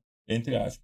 Então, você passa a se interessar mais por esse assunto, com certeza aumentou o fluxo de pessoas que se interessam mais. A gente tem aqui sempre estamos fiscalizando nossa rede, está vendo que esse povo está crescendo, a gente está tendo um aumento muito significativo de audiência, graças a Deus. Eu quero agradecer a cada um de vocês que está até aqui nos assistindo e está aí se inscrevendo, está aí compartilhando, está aí comentando. Quero agradecer vocês por esse carinho que está tendo com o Coruja Podcast, tá bom? E a nossa essência também é essa, né? Até a galera que senta aqui, a gente procura escolher quem é de São Gonçalo, né? A gente tem esse cuidado. Até pessoas que moram fora, que nós trouxemos aqui, também tem o pezinho em São Gonçalo. Legal. Porque a galera busca aí vários podcasts famosos, nada contra. E um dia a gente quer chegar lá. Tem até amendoinzinho aqui, ó, jujuba. Aí, ó. Mas ninguém começa. Quem nasce grande é monstro. Isso aí. Entendeu? A gente tá pequeno, mas daqui a pouco a gente vai chegar num patamar maneiro aí. Então, mas é para trazer o melhor para São Gonçalo. Então vamos lá, um bate-volta rapidinho. Direita em uma palavra. Fico preocupado com esse negócio de bate-volta aí. Tem dois aqui que eu já tô me sentindo aqui no Tribunal do Alexandre de Moraes, mas vamos lá. Direita em uma palavra. Direita em uma palavra. Responsabilidade. Esquerda em uma palavra. Balbúrdia. Eita. Bolsonaro. cartão de visitas, vamos colocar assim, porque algumas eu vou precisar explicar, não vai dar para resumir em uma palavra, tá? Por que eu digo cartão de visitas? Porque ele foi o cara que mostrou o que é ser de direita, né? Tem muita gente que fala, não, que é extrema direita. Não, não é extrema direita, isso é a direita. É porque na régua de quem mede o PSDB como direita, a gente acha que o Bolsonaro é extrema direita, mas não. Isso que é a direita, isso que é ser conservador. A gente tem outros personagens aí a nível mundial, você tem o próprio Donald Trump, você tem o Bukele, você tem o Javier Milei, você tem o Benjamin Netanyahu, você tem pessoas que são de direita, que fazem aqui um pouco do que o presidente Bolsonaro fazia. Então, essa é a real direita, entendeu? Então, eu acho que foi um cartão de visitas para novos personagens que vão aparecer aí. Lula. Aí eu tenho que pôr uma palavra só, vai ficar pouco. Mas eu diria mentira. Uma palavra, mentira. Ele é o pai da mentira, né? Eu acho que ele é o avô da mentira, né? Se o diabo é o pai da mentira, o Lula é o avô da mentira. Porque é um cara ali que, infelizmente, decepcionou muita gente lá atrás, que confiou a ele que o operário estava chegando ao poder, mas não. É aquilo, né, cara? Você dá poder, você mostra realmente quem é aquela pessoa. E aí foi inevitável. Quando ele tomou o poder, ele deixou bem claro a posição política dele de criar a questão do Foro de São Paulo, que já foi, agora, recentemente, foi confessado por eles. Eles confessaram que criaram realmente o Foro de São Paulo. A integração do Lula em relação a ditaduras pelo mundo inteiro, com a Nicarágua, com a Venezuela, com Cuba, enfim. Então, assim, é um cara que, infelizmente, seduz serpente, né? Como o próprio Ciro Gomes falou, mas é o pai da mentira, é o avô da mentira. O Lula é o avô da mentira. Ele é um mentiroso. Mentiroso. Eu diria quanto mais, né? É verdade. Aquilo ali é uma questão já de psicopatia, né, cara? É verdade. Psicopata. Outra palavra, psicopata. Ele mente tanto que... Ele acredita na própria mentira. Você tem um vídeo, mentira. se você que tá no YouTube aí, depois de ver aqui o podcast, tem um vídeo que ele fala, ele viajava o mundo falando os números do Brasil, falando mal do Brasil. Não, porque no Brasil tem 25 milhões de crianças de rua. Aí chegava o assessor pra ele e falava, olha, Lula, se tiver esse número de crianças de rua, a gente não consegue andar na calçada. Ou seja, é um cara que faz política com a desgraça do povo brasileiro, entendeu? Ele mantém o pobre na miséria, ele mesmo fala pelas palestras dele ali, ao Brasil afora, ao mundo afora, ele vai meio que confessando o plano dele, sabe? Porque eu acredito em três coisas. O homem, ele quer ter três coisas: poder, riqueza e glória. O Lula é um cara rico, milionário, bilionário, né? Pode não estar no nome dele, mas ele tem. Ele é um cara que riqueza, poder ele tem, né? Presidente pela terceira, poder ele tem. Agora, ele precisa ter glória, ele precisa ser lembrado nos livros de história, ele quer construir isso. Ele também quer falar pra você sabe aquela coisa que você faz, você chega pra mim, pô, sabe aí o que eu fiz? Eu fiz isso, isso e isso. Entendeu? Ele quer se vangloriar da atitude dele. E ele faz isso nas entrevistas dele. Ele tem entrevista que ele fala, olha, o povo brasileiro, ele é obrigado, infelizmente, a pensar com o estômago e não com a cabeça. Ele fala dessa questão que ele viajava o mundo falando mal do Brasil. Ou seja, é um cara que ele vai confessando o pensamento com problemas psicológicos que ele tem. Vaidoso, né? Vaidoso. É vaidade. Ele é tão vaidoso, tão egocêntrico, que ele não consegue fazer um sucessor. Ao contrário do presidente Bolsonaro. Quem era o Tarcísio de Freitas? Porque foi já tinha sido ministro antes, já tinha sido secretário antes. Mas quem era o ministro o ministro Tarcísio de Freitas na política nacional? Não tinha essa representatividade que tinha hoje. Quem era Tereza Cristina? Quem era o próprio vamos botar aí ministros que apareceram também no governo Bolsonaro, o astronauta Marcos Pontes. Foram pessoas que foram levantadas pelo presidente Bolsonaro. Damares. Olha, vem comigo, a Damares. Pessoas que foram colocadas aí, vem comigo Nicolas. e vamos construir. O Nicolas já estava ali na política, mas pessoas que tiveram ali. Nada, assim, politicamente. Exato. E hoje são políticos. O Lula não. O Lula não consegue fazer isso. Ele prefere colocar pessoas que são incompetentes do lado dele, porque numa comparação ele vai estar melhor. Ele bota o Haddad do lado dele, que foi o pior prefeito da história de São Paulo. Ele bota a Gleisi Hoffmann. Ele bota o Lindbergh, Farias, enfim, essa galera, essa trupe, Eles são do um PT. fantoche, né, praticamente. Eles são um Exato. fantoche que tem... Ele que mexe eles, né? Eles conduzem. Qual foi o maior erro da direita? Erro da direita em qual momento? De não ter conseguido se manter no poder, ou na presidência, vamos botar assim. Se eu entendo, Flávio, que as eleições não foram 100% lisas, eu não posso atribuir um erro à direita. Lógico que houveram problemas de comunicação. Inclusive, eu posso citar na época da pandemia. Eu acho que a gestão da pandemia foi 100% bem feita. A vacina chegou. Se você tomou vacina, foi o presidente Bolsonaro que comprou para você. Agora, eu acho que faltou uma comunicação assertiva relacionada a isso, sabe? Eu acho que poderia ter sido de maneira diferente. Talvez é isso, comunicação. Eu faço a pergunta porque muita gente fala que o Bolsonaro ele ficou nesse negócio de 4 linhas e deixou Também. avançando a esquerda, tomando mais espaço, e ele jogando as 4 linhas. Tinha que ser mais severo, tinha que falar mais, tinha que ser mais rígido. Mas, Flávio, E foi assim, largando. Eu entendo que a gente não pode se vender e nem tirar nossa ideologia. Uhum. Não é porque lá está fazendo errado que eu tenho que fazer errado.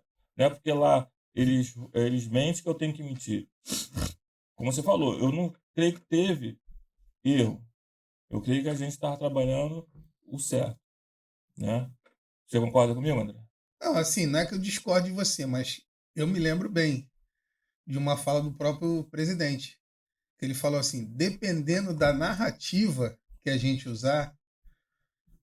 Qual presidente? Presidente Lula. Presidente Lula. O Bolsonaro só volta se a gente não colocar a narrativa correta. Ele vai entregando, ele confessou, cara. Nas entrevistas, Ele confessou. nas aparições dele, ele vai entregando os objetivos dele, entendeu? Porque se você pega esse julgamento aí do 8 de janeiro, cara, tá na cara Isso é que uma farsa. isso foi uma farsa. Cadê o G-Diz? Aonde que tá o G-Diz? Como é que vai dar um golpe com pipoqueiro, pô, sorveteiro, o cara que vende algodão doce, um monte de senhorinho com a Bíblia na mão? Tivemos aqui com um candidato. Tiveram vários infiltrados lá, cara. Todo mundo sabe disso. Eu fiz essa pergunta a um candidato.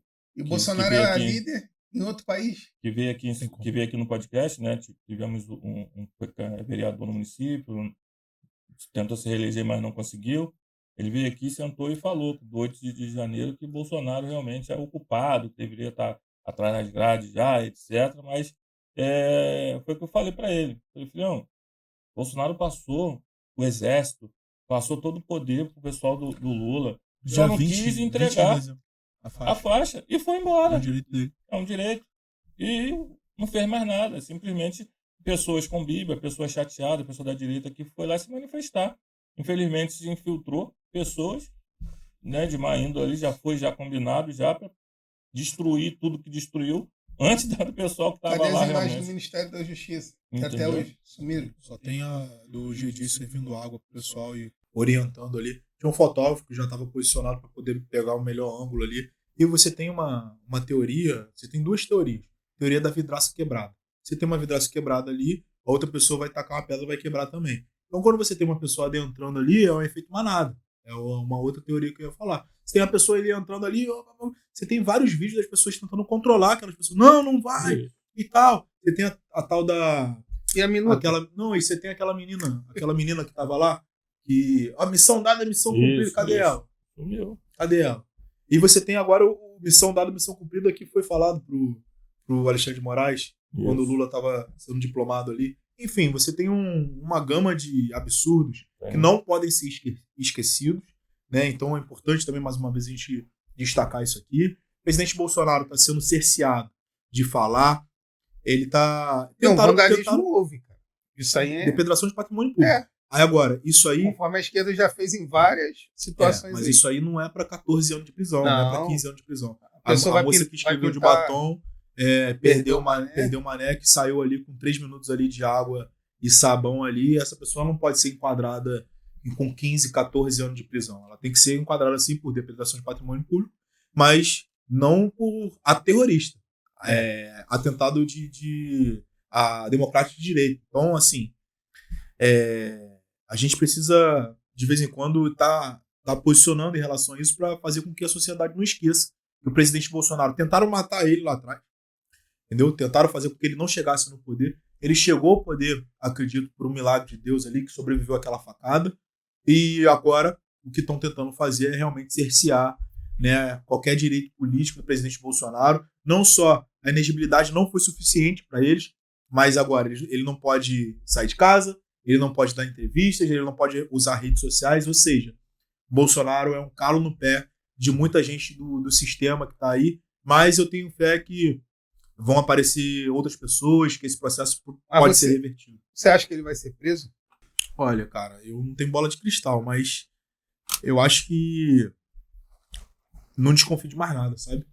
Não consigo desconfiar de mais nada. Não, eu creio que ele não vai ser preso, eu creio que ele está sendo guardado por Deus dentro de casa, porque ele poderia sofrer até um atentado antes, então Deus está guardando ele, está usando esses caras.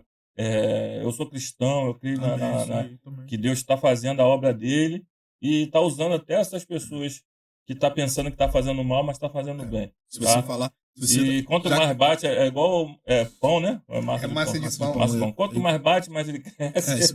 Você tocou aí na questão de Deus, na questão divina.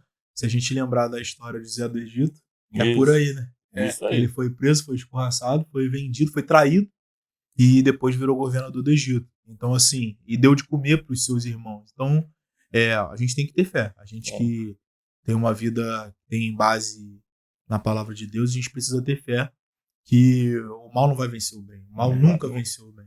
Então, porque se o bem ainda não está vencendo, porque essa história ainda não chegou ao fim. Então, a gente tem que persistir e continuar. O que a gente está fazendo aqui é justamente isso. É acreditar. Armas na mão do cidadão. Sim ou não?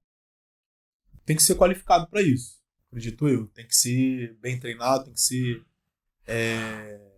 orientado.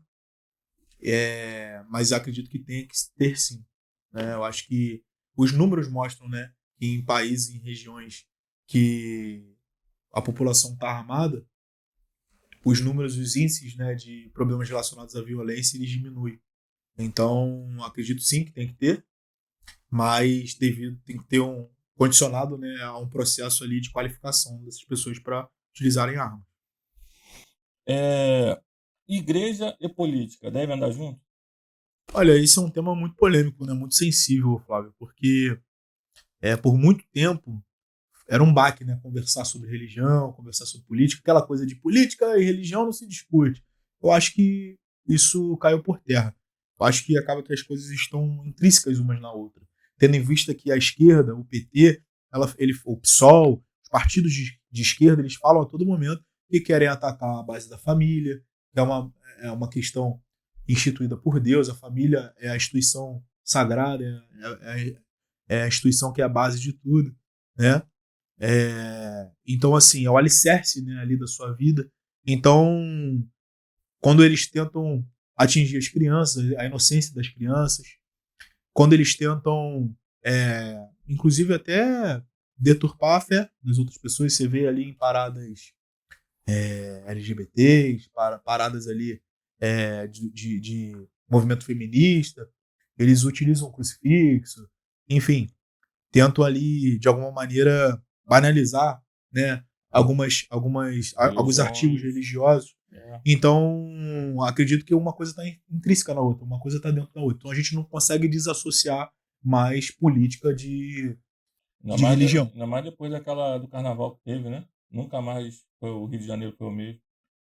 Quando teve uma escola de samba que colocou Jesus Cristo ali, né, sendo escorraçado, sendo humilhado ali, né? E aí, logo depois veio a pandemia. Enfim, são os recados, né, divinos que a gente tem. É isso, cara. São temas polêmicos, mas a minha concepção, como eu te falei, tendo uma base espiritual cristã, eu acredito que as coisas estão interligadas, sim. Hoje, os direitos humanos é para todos? Tá, para todos quem?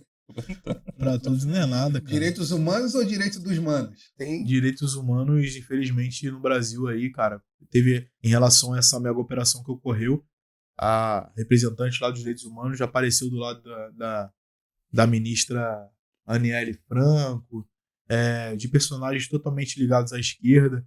Em momento nenhum eles falam dos policiais que foram mortos, dos 4 policiais que foram mortos eles não falam das vítimas inocentes que o crime organizado faz, né? Mais de 40 mil pessoas que são assassinadas sem nada, inocentes, pessoas que teriam a vida inteira pela frente.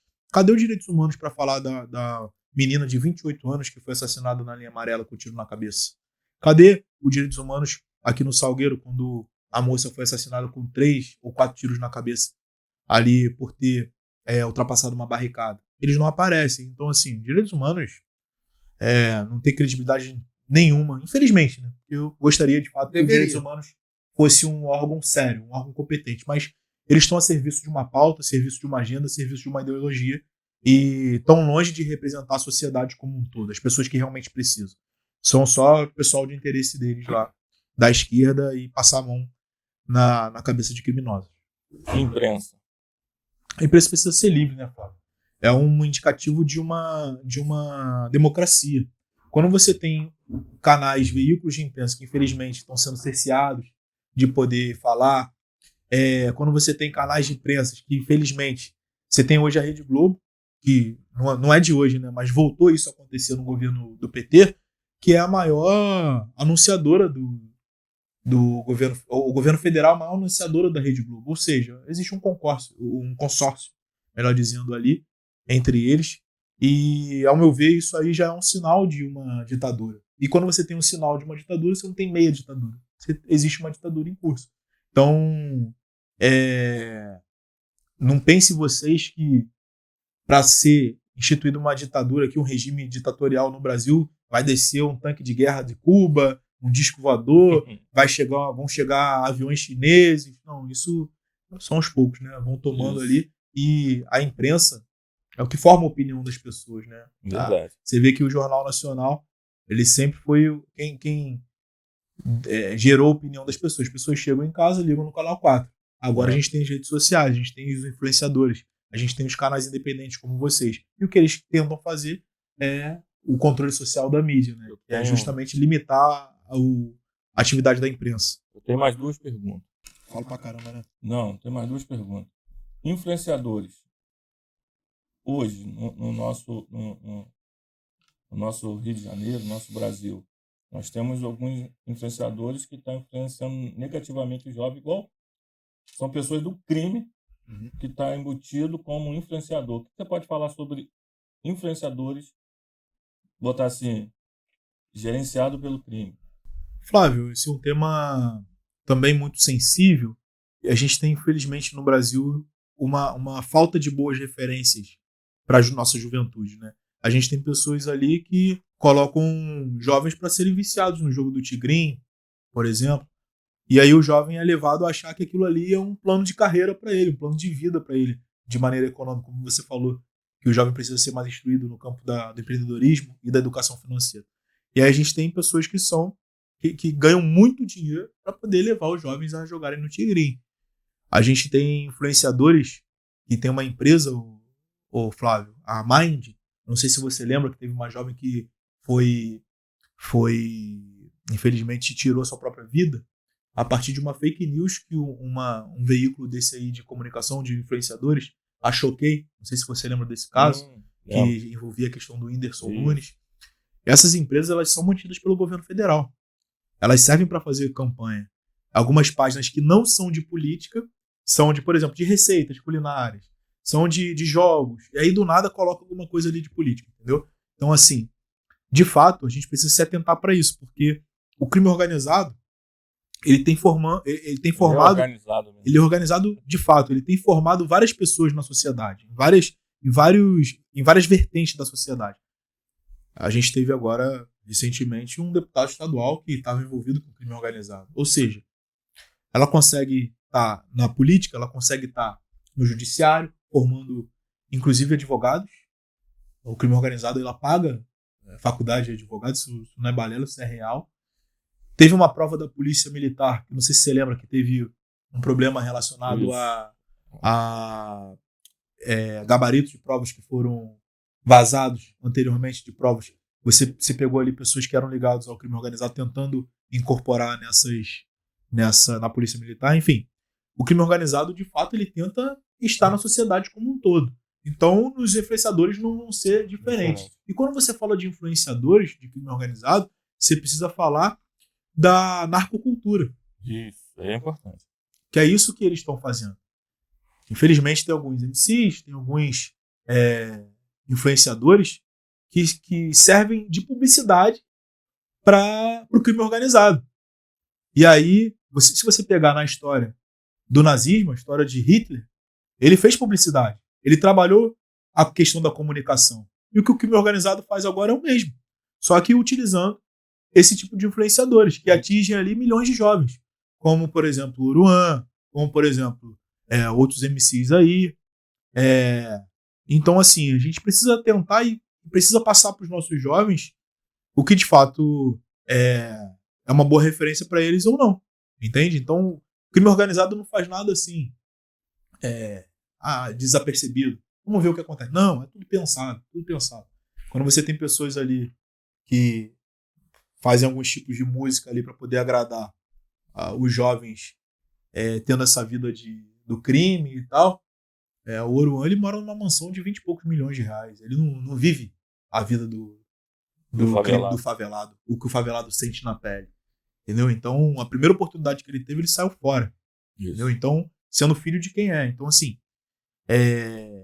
a gente precisa atentar em relação a isso realmente aos influenciadores. E eu acho que os pais precisam ter uma participação maior. Só que a gente vive numa realidade, Flávio, que de 10 jovens, 7 não tem a presença do pai ou da mãe. Tem uma base familiar rompida. Né? Então, quebrada, como é que você dá conta disso? Verdade. Então, felizmente, a gente tem que prestar bastante atenção em relação a isso. Leonardo Leão. Cara, sonhador. Acho que a gente tem que ser sonhador, sabe, Fábio? Sonhar não custa nada. Sonhar é de graça. Né? Eu acho que a gente não vai conseguir mudar o mundo. A gente não vai conseguir, de fato, mudar tudo conforme a gente acredita que seria melhor para a sociedade, para os jovens de São Gonçalo, mas eu acho que a nossa participação é importante, sabe? A gente tem que sonhar. Se cada um tiver um papel ali de cidadão, porque tudo que a gente está falando aqui é um papel de cidadania. Logicamente que a gente hoje está à frente das questões políticas da cidade, do estado, do Brasil, a gente está atento em relação a essas pautas, mas a gente precisa fazer o nosso papel enquanto cidadão, sabe? Então eu sou um sonhador. Eu acho que lógico que falar sobre você mesmo é muito difícil, né? Mas que fala pra caramba também. Mas acho que são temas tão sensíveis que você não consegue, às vezes, responder uma palavra. Né? Resumir. Precisa se aprofundar, sabe? O Flávio te falou 10, eu vou falar uma só. Estado, em relação a tamanho. O Estado precisa ser mínimo, como você falou, né? A gente precisa ter liberdade, o indivíduo precisa ter mais liberdade. O Estado brasileiro, a todo momento, ele tenta tomar a frente das situações, faz com que o indivíduo perca ali a sua autonomia, sabe? Perca ali as suas escolhas. Você falou muito bem em relação à questão da previdência. Se a gente tivesse a possibilidade do indivíduo, do empregado, ter uma previdência própria ali, dele mesmo controlar aquele dinheiro de maneira independente, mas não, a gente serve para custear a aposentadoria de outras pessoas e ainda para ser roubado. Então, assim, a partir do momento que o Estado não consegue cuidar, né, do nosso dinheiro, do dinheiro que a gente aplica, né, para a nossa futura aposentadoria ou pela aposentadoria de outras pessoas, a gente precisa ter autonomia disso.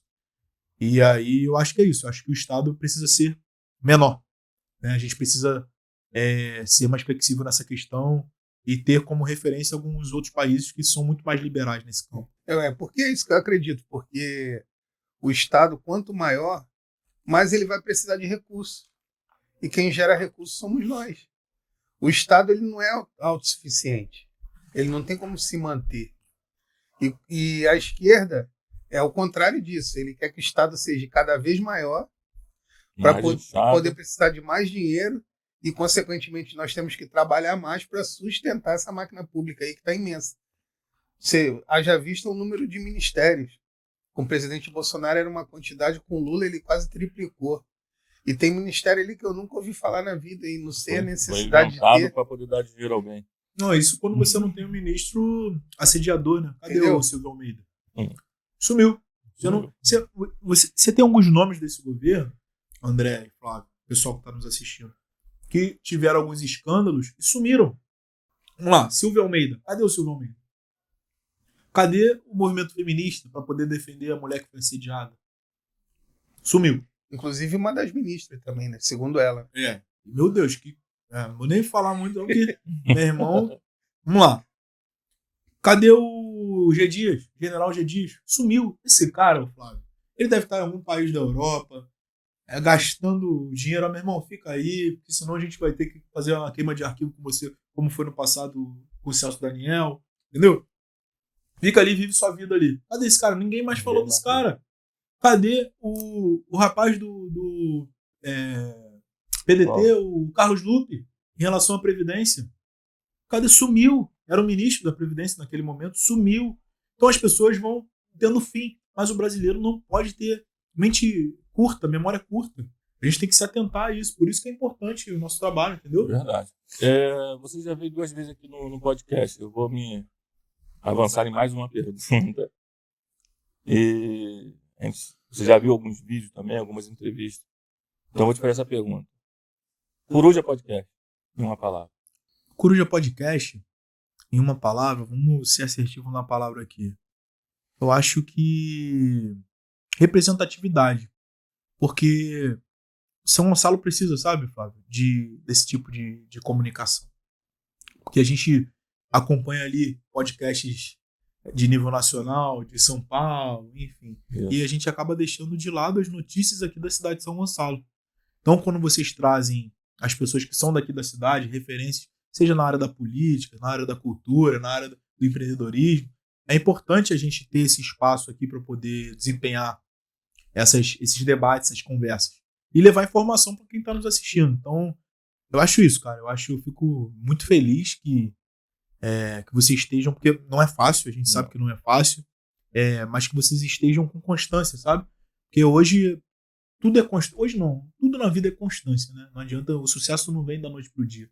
As coisas não acontecem, né, de uma hora para outra. Então você precisa estar insistindo, a não ser que você tenha muito dinheiro. Como aí vários veículos de comunicação, como alguns podcasts aí, que já estão com sucesso garantido. Então, é isso, cara. É dia após dia, é ir colocando tijolinho por tijolinho e fazendo diferença. Vocês fazem diferença na vida de muita gente. Vocês têm... E com isso vem mais responsabilidade. Mais responsabilidade. Tivemos aqui um vereador candidato, o Romário Regis. Sim. Ele fez um desafio para um outro candidato, que foi o Cláudio Pobel. Quero dizer que eu tentei várias vezes contato com o Cláudio Pobel, via o zap dele, via o pessoal do gabinete, e infelizmente não tive resultado. Então, não consegui promover esse debate entre Cláudio Pobel e o Regis, Romário Regis. E eu pergunto a você faria um debate com o Romário Regis? Sim, claro. Mas aí, desafia ele aí. Ele desafiou aqui, falou que tem até mais peso que o Pobel, que não sei o quê. Agora ele tá marombeiro, né? Mas é isso, cara. Eu vi que ele desafiou o Cláudio Pobel e também deixo aí aberto o desafio para poder vir debater. E eu acho que é saudável para a democracia, sabe? São maneiras de pensar diferentes, mas são pessoas que amam a cidade de São Gonçalo e eu acho que tem muito a contribuir o debate. Então, lógico que fica o convite aí. Possível. Só ele ou pode ser outra pessoa de esquerda aí para se debater? Tem vereadores de esquerda aí no município aí, né? Pode ser, não tem problema nenhum, não. A gente não foge de não é problema, não, mas a gente não foge de poder colocar a nossa opinião, sabe? Se a gente está na política, a gente precisa expor a nossa opinião de fato. E a esquerda muitas vezes age de maneira hipócrita, né? Então, a gente precisa cutucar essas feridas aí. Eu acho difícil alguém aceitar, porque vai ser desmascarado aí. Mas, vamos lá. Fala. Galera, você que é de esquerda, que queira bater um papo com o nosso amigo aí, discutir Brasil, Estado, município, o desafio está lançado, tá? O amigo aí lançou o desafio, pode ser qualquer um de esquerda aí, tá? O que você acha? Vai ser bom? Vai ser. Mas eu queria deixar um recado para você que é empresário, mais uma vez aí, quiser usar o nosso espaço aqui para estar anunciando a sua marca, seu produto, dando um up aí. O canal está crescendo cada vez mais. Quero agradecer a você que é inscrito, você que tem assistido nossos vídeos aí. Pede também para poder o pessoal assistir o vídeo lá do Eu Quero. Tem um vídeo vai aí estar na que descrição vai aí. estar no comentário fixado. Você assiste lá esse vídeo e comenta Eu Quero, que nós vamos sortear as bolsas de estudo e a camisa. E a garrafa também. Tem as garrafas. Não, Entendeu? não Então, esqueci, assim, não. vai lá nesse vídeo que está no comentário fixado. Só comente eu quero, que você vai estar participando do sorteio. Isso aí. É isso. Leonardo, dá um recado pra galera aí. Último recado, pede o pessoal para assistir os vídeos, pede o pessoal para se inscrever no canal. Dá esse recado aí final. Agradecer mais uma vez ao Coruja Podcast. Manda um abraço para sua esposa, pro Nenenzinho. Fica à vontade. Jefferson Leão. Meu irmão. Jefferson Leão agora virou corretor, né? Isso. Vou lançar um vídeo, galera, já vou botar aqui. Tivemos conversando com um corretor também, amigo. E vai ser top. Jefferson, você quer comprar uma casa aí, fala, entra na rede social deles aí, que essa família é empresária. Dá um beijão pra minha família, minha esposa, meu filhinho.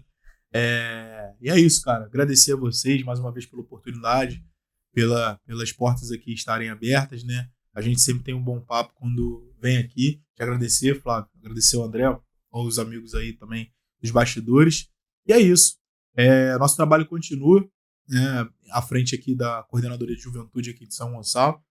E vamos junto. Ano que vem é ano de eleição. A gente vai apoiar os nossos candidatos aqui, os nossos deputados que têm trazido, de fato, melhorias para a cidade de São Gonçalo. São Gonçalo não é uma cidade autossuficiente.